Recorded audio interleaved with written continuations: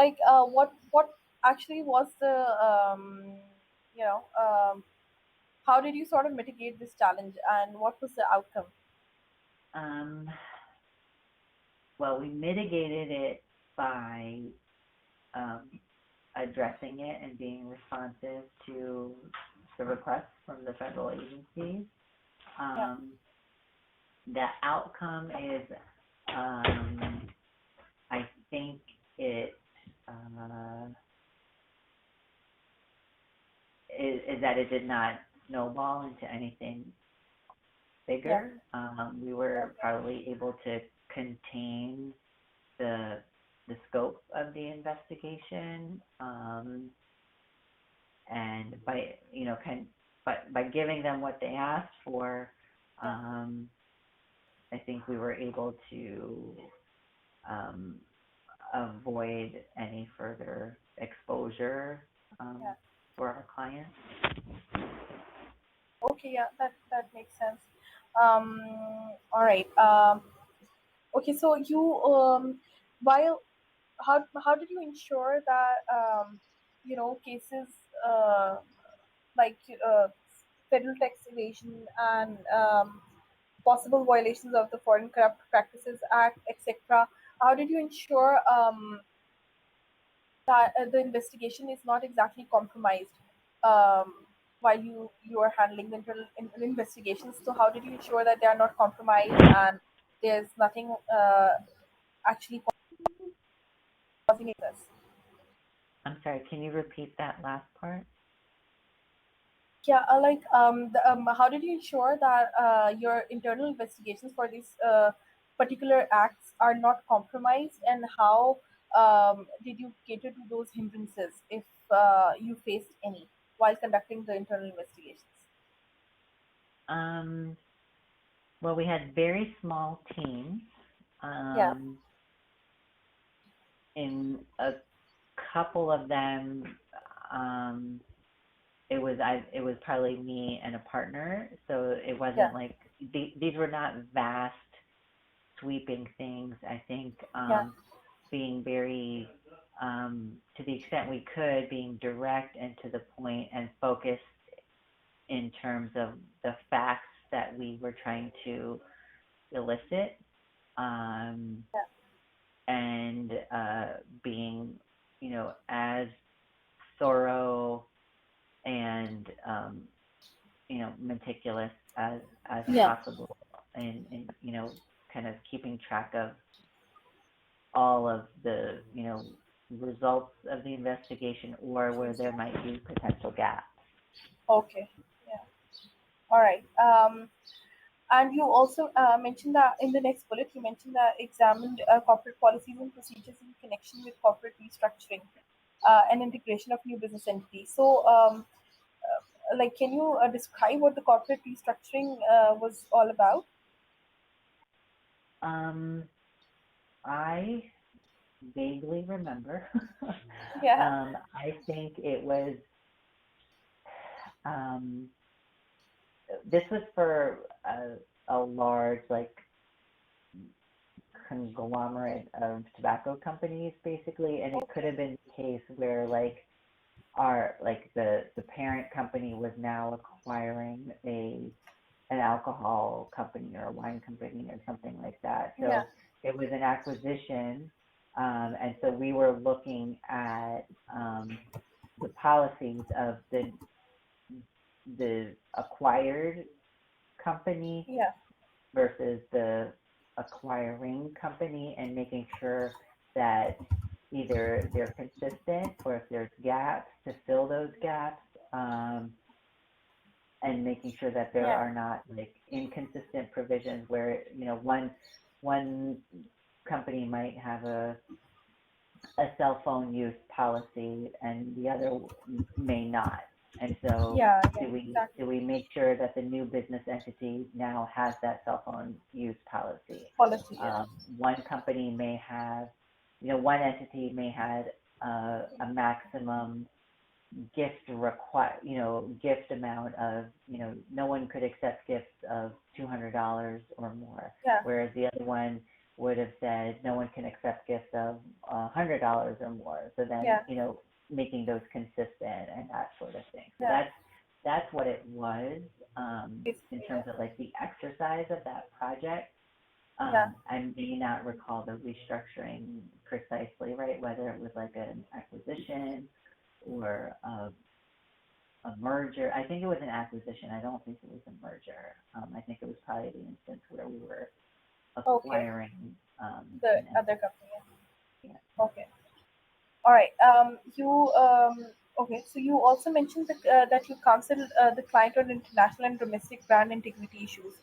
So here, can you mention any difficult situation that you faced? Probably, for the brand integrity issue part, and how did you go about resolving that? How did you counsel the client, and what was the result? Um, sure. Well, let me explain what it was. Yeah. So, with the domestic and international brand integrity issues, that related to the sale of tobacco products, and Okay. sometimes it involved, um, you know, individuals or like really organized crime where people would smuggle um, cigarettes, for example, from a Yeah. high tax, from a low tax jurisdiction and Yeah. sell them for cheap in a high tax jurisdiction, Okay. off of the market, like off market, gray market, and that sort of Oh, thing. all right. Where it was counterfeit products, um, you know, cigarettes being packaged as um, Marlboros when they were not Marlboros, Yeah. or cigarettes being sold on like Native American lands, and that sort of thing, or um, similar things like that internationally as well. Yeah. Um, so I think that the challenge there, um, would be, you're dealing with like these, I don't know, rogue type of Yeah. actors, um, and sometimes they're very sophisticated, sometimes they're not. Yeah. Um, and as far as the approach, um, it was again being as thorough as possible in terms of Yeah. fact finding, and trying to present as complete and accurate of a picture as possible, to the client, and then coming up with recommendations or solutions, whether it would be um, litigation or pursuing with state or federal authorities, Yeah. cooperating with types of law enforcement authorities. We're trying to be proactive and creative in the solutions we presented. Okay. Okay. So, on a side note, can you tell me that since the organization has more than 1,000 employees, can you tell me like what was your specific department size, and were like what was the team that you were working in? What was the team size basically? You mean at Arnold and Porter? Yeah. Well, it varied. On the litigation side, the teams were you know, it could have been as big as 60 or 70 lawyers. And on some of Yeah. the smaller matters relating to the investigations and compliance, or legislative and government affairs, it could have been, just 2 to 5 lawyers. It really varied. Yeah. Okay. Okay. All right. So, we are done with the investigations and compliance part. Can we move to the legislative and government affairs first, and then cover some aspects from the litigation part? Is that okay? Yeah, that's fine. Yeah. Okay. So you drafted state legislation, testimony, and white papers, and worked with government affairs clients to develop and draft legislative and regulatory strategy. Um, So you how then again, like while basically trying to respond to inquiries from clients, did you face any problems, difficulties? How did you handle those set problems, and what was the result basically? Um, with that, a lot of it had to do with, um, probably quick turnarounds. Oftentimes we were working with people who were like the lobbyists for our Yeah, client. So, they would need something right away that night or that morning because they yeah, were going to meet with a legislator or someone on someone's staff or something like that.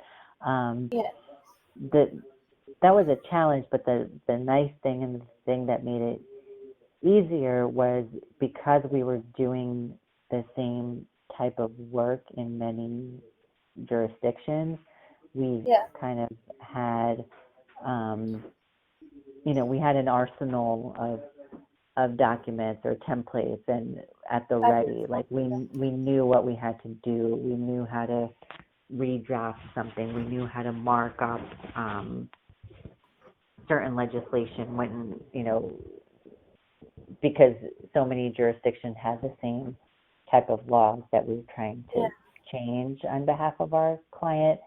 So really developing an expertise in that, yeah, and being, I think also being proactive, and going above and beyond when things needed to get done in a short amount of time. okay, yeah, all right. Okay, so uh, when you mentioned that you interpret and analyze proposed and existing legislation and regulations, and rendered opinion and advice regarding business implications. So, how effective were the opinions and advice that you gave out, and can you mention any impact, any possible impact that they had organization wide that you'd like to mention? Um, these usually involved tobacco tax related So, legislation, um, kind of doing like a before and after or a compare and yeah, contrast. Like this is the proposed bill, this is the current legislation, and yeah, this is the impact it would have, and this is how it would change. Um, I think that I think that opinion and advice was generally heeded and understood. And I think that it prepared our clients to be able to make, um, you know, fully vetted recommendations or arguments, to to yeah, their audience, if it was a legislator or a staff person or something like that, or like a um, a Senate hearing, like if they were giving testimony or something like that. It gave them everything they needed to be able to make their argument. yeah. Okay. All right. So you also mentioned that you prepared reports in compliance with state and federal lobbying disclosure laws, right? So, what sort of issues did you face in preparing these said reports, and how did you ensure that your reports are actually adhere to the federal and state laws? Was Can there a I just process take that? that bullet off? Yeah, yeah, yeah, sure. Yeah. Yeah. Okay.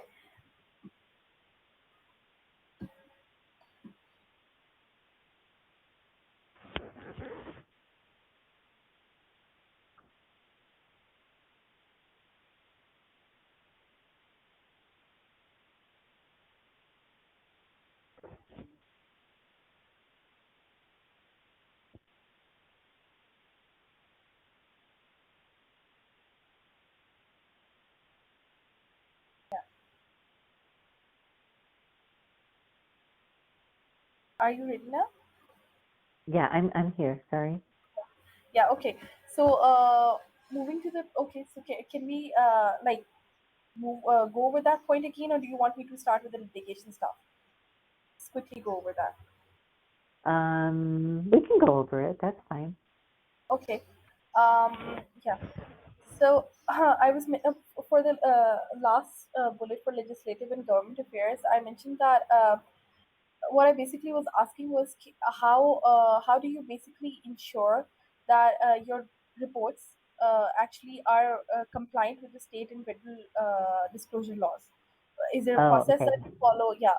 What sort No, of it was if I wanted to remove that bullet because basically it was a very administrative and ministerial function in terms of yeah, going through my hours and to see how many hours I billed or how many hours I spent working on, you and know, this yeah revising um, legislation or something like that. So yeah it's just one of those things that I don't think is relevant in my job search. I think we can okay take yeah it sure off. Yeah. sure yeah I've actually deleted it so that I know that we are not to include that part. Okay, so for the litigation stuff, we'll quickly go over the two bullets that I found were the most.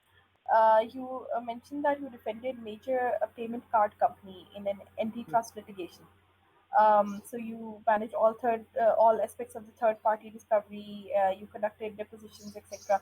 So can you briefly describe it? What was the entire scenario about? How did you go about it, and what was the result? Sure. So in that case, we represented Visa. We were co-defendants with Mastercard, um, Okay. and I believe it was Discover and American Express who were Yeah. the plaintiffs in that case. And the the third party discovery involved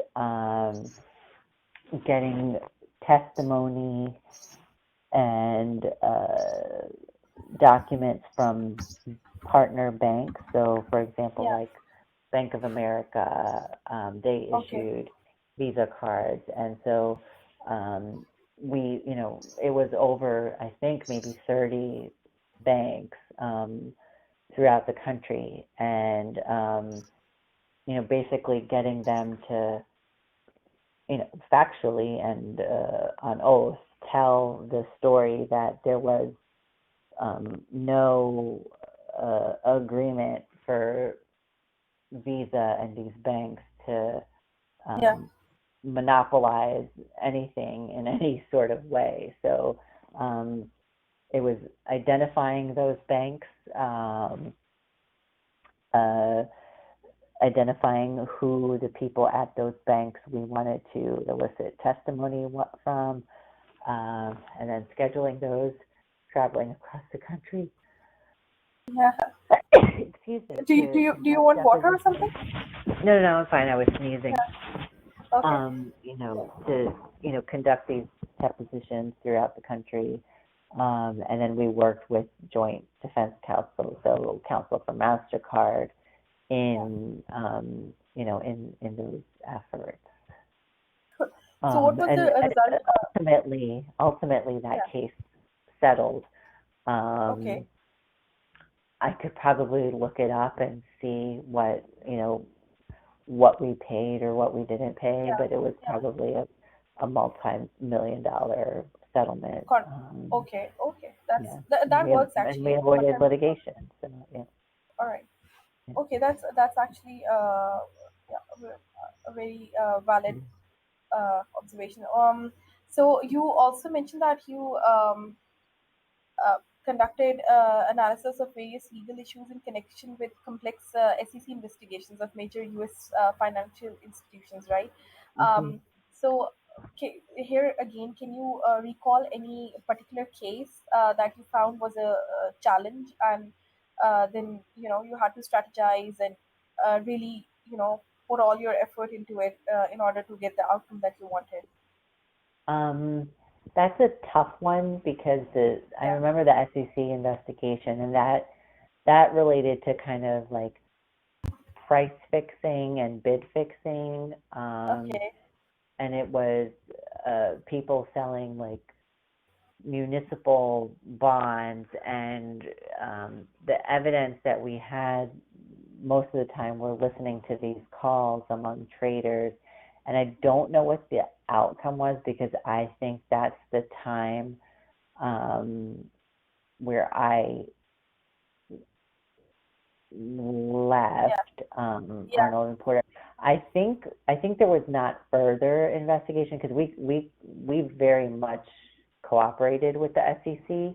I recall. So I can look it up. It was like a Murphy request or something like that. I forget what it's called, but I think you know our client did not get sued by the SEC or the DOJ. Like there was, from what if I recall correctly, I think the cooperation and like kind of full disclosure with the SEC, um, you know, minimize our client's exposure, and I don't think there was like further litigation or investigation, but I just don't know that 100%.